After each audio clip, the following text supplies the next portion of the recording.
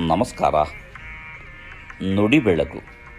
ಅಭಿನವ ಗವಿಸಿದ್ದೇಶ್ವರ ಸ್ವಾಮೀಜಿ ಗವಿಮಠ ಕೊಪ್ಪಳರವರ ಲೇಖನ ತಲೆಯಿಂದ ನನ್ನದು ತೆಗೆಯಬೇಕು. ಬದಲಾಗಬೇಕಿರುವುದು ಸೃಷ್ಟಿಯಲ್ಲ, ಸೃಷ್ಟಿ ಬದಲಾಗುವುದೂ ಇಲ್ಲ. ಬದಲಾಗಬೇಕಿರುವುದು ಸೃಷ್ಟಿಯನ್ನು ನೋಡುವ ನಮ್ಮ ದೃಷ್ಟಿ. ಒಬ್ಬ ಗುರುಗಳು ಇದ್ದರು. ಒಂದು ದಿನ ಅವರು ಮರದ ಬಳಿ ಕುಳಿತಿದ್ದರು. ಒಬ್ಬ ಮಹಾರಾಜ ಅವರ ಬಳಿಗೆ ಬಂದ. ನೀವು ಬಹಳ ದೊಡ್ಡ ಯೋಗಿಗಳು ಎಂದು ನಾನು ಕೇಳಿದ್ದೇನೆ. ನಿಮ್ಮಲ್ಲಿ ಯಾವ ಆಸೆ ಅಪೇಕ್ಷೆಗಳೂ ಇಲ್ಲ. ಬಹಳ ದಿನಗಳಿಂದ ಇಲ್ಲಿಯೇ ಇದ್ದೀರಿ. ನಿಮ್ಮಂತಹವರು ನಮ್ಮ ರಾಜ್ಯದ ರಾಜಗುರು ಆಗಬೇಕು. ನೀವು ನಮ್ಮ ರಾಜ್ಯಕ್ಕೆ ಬನ್ನಿರಿ ಎಂದು ವಿನಂತಿಸಿದ. ತಕ್ಷಣವೇ ಒಪ್ಪಿಕೊಂಡ ಗುರುಗಳು, ನಡಿ ಹೋಗೋಣ ಎಂದರು. ಗುರುಗಳು ಅರಮನೆಗೆ ಹೋದರು. ಅವರನ್ನು ಒಂದು ದೊಡ್ಡ ಕೋಣೆಯಲ್ಲಿ ಉಳಿಸಿದರು. 10 ಆಳುಗಳನ್ನು ನಿಯೋಜಿಸಿದರು. ಗುರುಗಳು ಏನು ಕೇಳಿದರೂ ಕೊಡಬೇಕು ಎಂದು ರಾಜ ಆದೇಶಿಸಿದ. ತಿಂಗಳಾನುಗಟ್ಟಲೆ ಗುರುಗಳು ಅಲ್ಲಿಯೇ ಉಳಿದರು. ರಾಜನಿಗೆ ಸಂಶಯ ಬಂತು. ದಿನಪೂರ್ತಿ ತಿಂದು ಉಂಡುಕೊಂಡು ಗುರುಗಳು ಆರಾಮಿದ್ದಾರೆ, ಮತ್ತು ನನಗೂ ಇವರಿಗೂ ಏನು ವ್ಯತ್ಯಾಸ ಎಂಬ ಪ್ರಶ್ನೆ ಅವನಲ್ಲಿ ಮೂಡಿತು.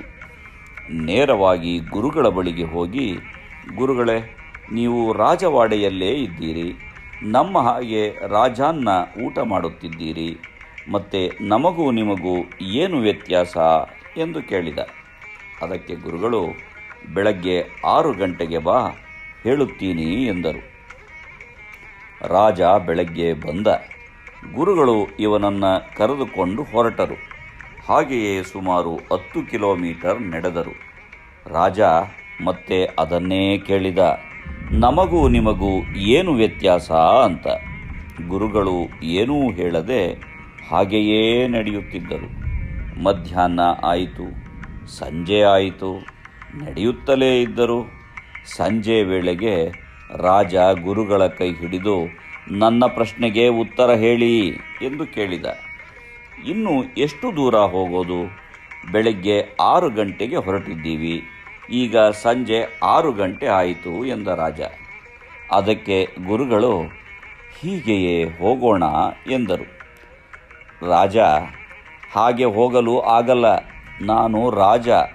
ನನಗೆ ಒಂದು ರಾಜ್ಯ ಇದೆ, ಒಂದು ವ್ಯವಸ್ಥೆ ಇದೆ, ಪ್ರಜೆಗಳು ಇದ್ದಾರೆ, ಹೆಂಡತಿ ಮಕ್ಕಳು ಇದ್ದಾರೆ, ಅವರನ್ನೆಲ್ಲ ನೋಡಿಕೋಬೇಕು ಎಂದು ಹೇಳಿದ.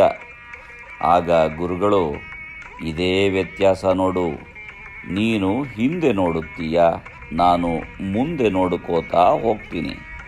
ನಿನಗೆ ನನ್ನದು ಎನ್ನುವುದು ಹಿಡಿದುಕೊಂಡಿದೆ, ನನಗೆ ನನ್ನದು ಎನ್ನುವುದು ಅಳಿಸಿ ಹೋಗಿದೆ. ಇಷ್ಟೇ ವ್ಯತ್ಯಾಸ ಎಂದರು. ಸಂತರಿಗೂ ನಮಗೂ ಏನು ವ್ಯತ್ಯಾಸ ಎಂದರೆ, ಅವರು ಭೂಮಿ ಮೇಲೆ ಇದ್ದಾರೆ, ಆದರೆ ನನ್ನದು ಎನ್ನುವುದನ್ನು ಬಿಟ್ಟಿದ್ದಾರೆ. ಅದಕ್ಕೆ ಅವರು ಆರಾಮ್ ಇದ್ದಾರೆ. ನಾವು ಹಾಗೆಯೇ ನನ್ನದು ಎನ್ನುವುದನ್ನು ತಲೆಯಿಂದ ತೆಗೆದುಹಾಕಬೇಕು. ಮನೆಯಲ್ಲಿ ಜಗಳ ಏಕೆ ಆಗಿದೆ ಹೇಳಿ? ಮನೆ ರಣರಂಗ ಆಗಿದ್ದು ಯಾತಕ್ಕಾಗಿ ಎಂದರೆ, ನನ್ನದು ಎನ್ನುವುದರಿಂದಲೇ ಆಗಿದೆ. ನಮಸ್ಕಾರ. ಧನ್ಯವಾದಗಳು.